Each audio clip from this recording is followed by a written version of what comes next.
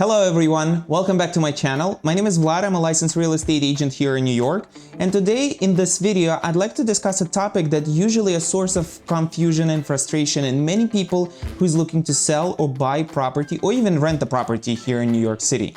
And the topic is the high cost of broker's fee in New York City.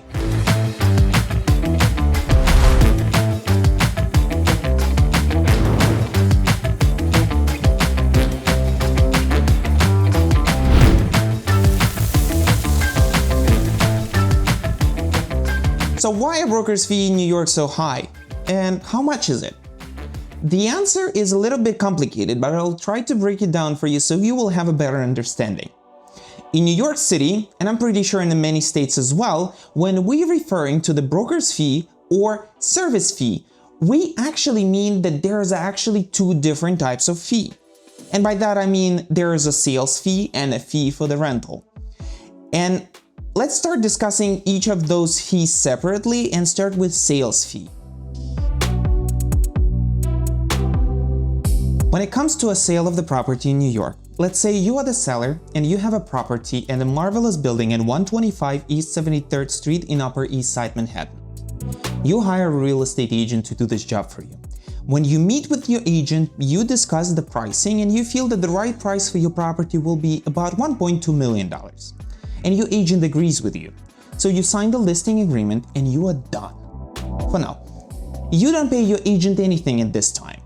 He or she will be running advertising for your property, scheduling tours, open houses, scheduling a time for the photographers to come over and take pictures of your marvelous apartment, doing staging if it's necessary, and many more tasks, especially preparing the paperwork when it comes to the closing table.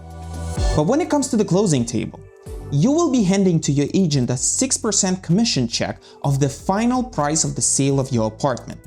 And this is about $72,000. This amount of money will be evenly divided between two agents, one who is representing you and another who is representing the seller. About 80 to 85% of the sales transaction in New York City actually happening with the two agents presenting both sides of the transaction. And it's about $30,000 to $36,000. Then, the check of $30,000 to $36,000 your agent will bring back to his brokerage, where it will be split between brokerage and agent in the percentage which has been arranged before between them, and it's usually between 30 to 50%. Brokerage will take his cut for the software, legal assistance, marketing, brand representation, and many more things, and basically that's how they make money as well. So your agent will end up with about $15,000 to $21,000 after all, from all those $72,000 check. And I didn't even factor the income taxes that he will be paying at the end of the year on the earned income. So how about this math? Do you like it? You may say, wow, that's a lot of money. I can do everything myself, sell the property by myself, and keep hold of those money for myself. And the answer is yes, you technically can.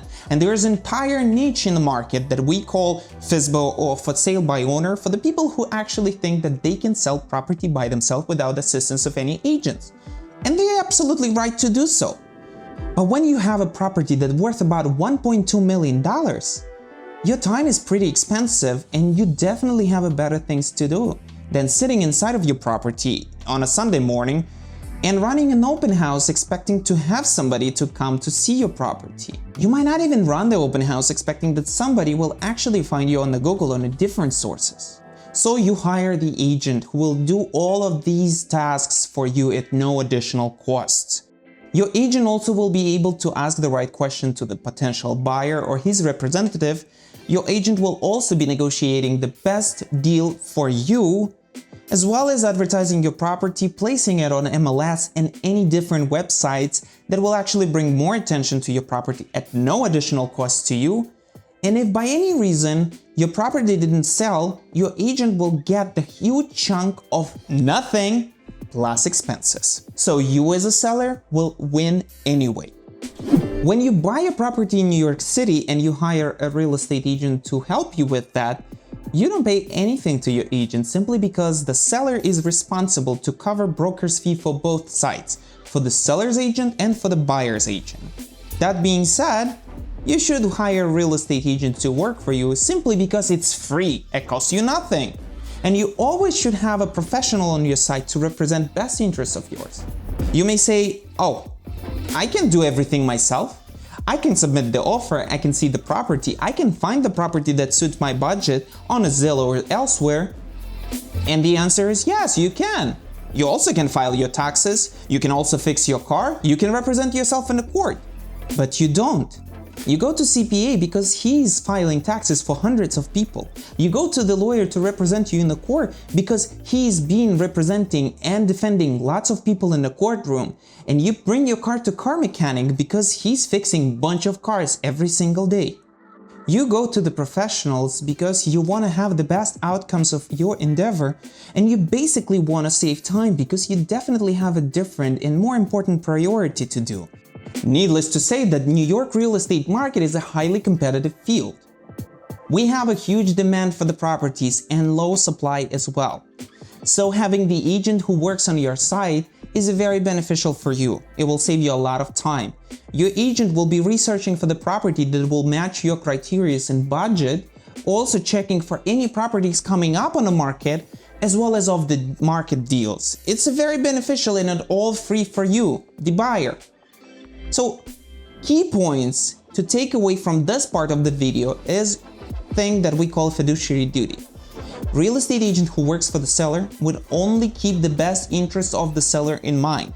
Same as the real estate agent who works for the buyers will keep only buyers' interest in mind first and no other way around.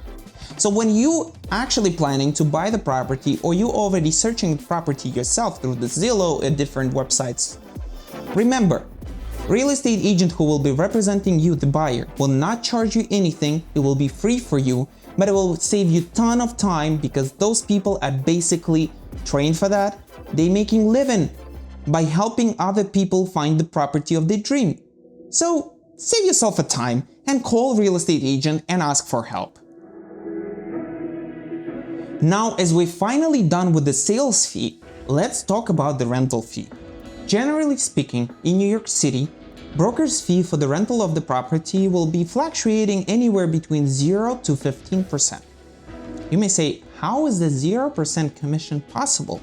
And to answer that, I will simply say it sometimes, not often, landlords or management company of the building will pay the broker fee or commission so they can bring new tenants to the vacant units in the building. After the pandemic, we don't see a lot of properties where tenants don't have to pay brokers for their service. Simply because we don't have a lot of vacant units, but we do have a huge demand for the vacant units in the city. Simply because some people just moving into the city from different states and someone just changing the neighborhood. From Upper East Side to Upper West Side, they moving because they wanna better square footage for the apartment, or maybe they just changed the job and wanna have a shorter commute, or they need a better building with the better amenities.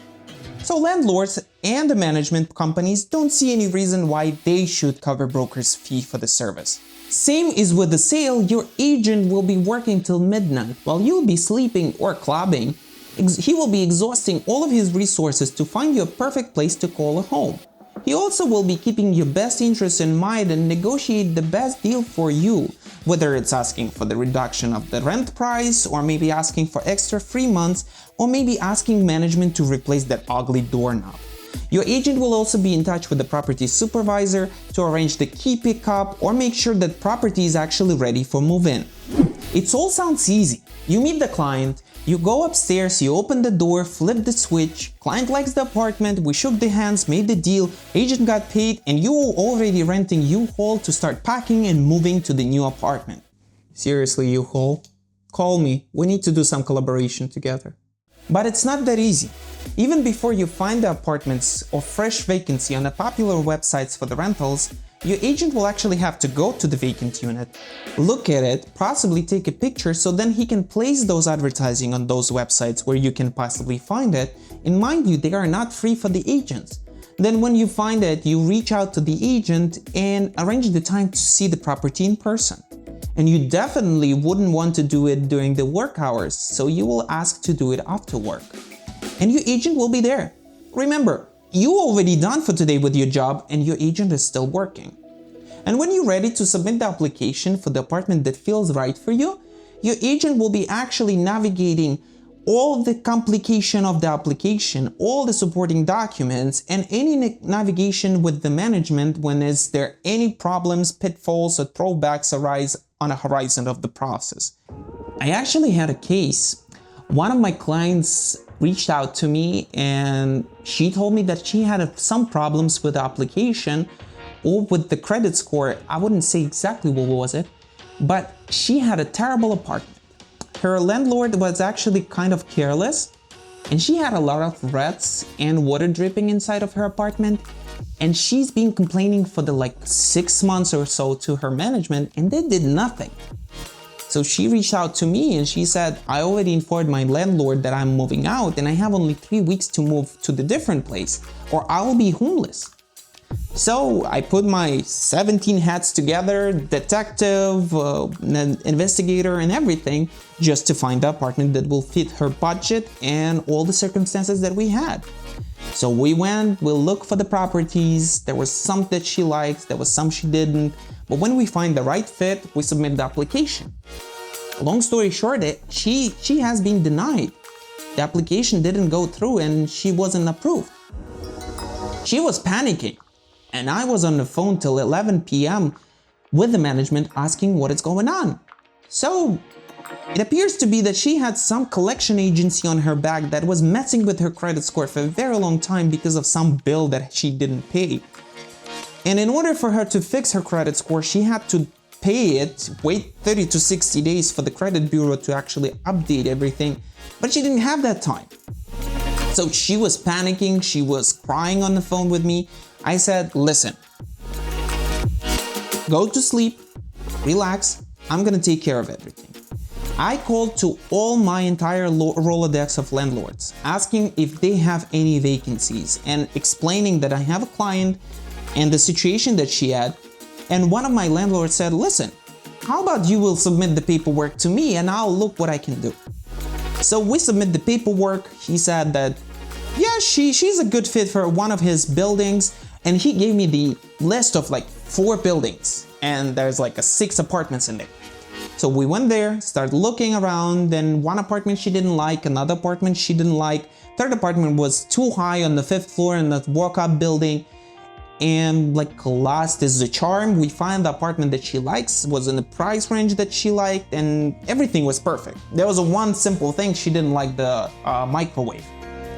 I called the landlord, I said we found the perfect apartment that will fit for her, she's ready to move in. The only problem is a microwave. He's like, okay, that's not a problem. I'm gonna call my super and he's gonna bring the new microwave when she will be moving in. Long story short, she got the apartment, she had less hustle and less stress on her back, she left the ugly and disgusting apartment that she stayed in, and she's happy. She's sending me Christmas card every year after that time. Okay guys, that was a very long video. I do appreciate you sticking all the way till the end. I hope I was able to answer all of your questions about the broker's fee in New York City, but if you still have any questions, feel free to leave them in the comment box below and I'll make sure to answer all of them. Again, if you have any questions or need any help with real estate in New York, feel free to reach out to me by my phone or my email and I'll get back to you as soon as I can. And as always, don't forget to like this video, subscribe to this channel, and I see you next week for another video.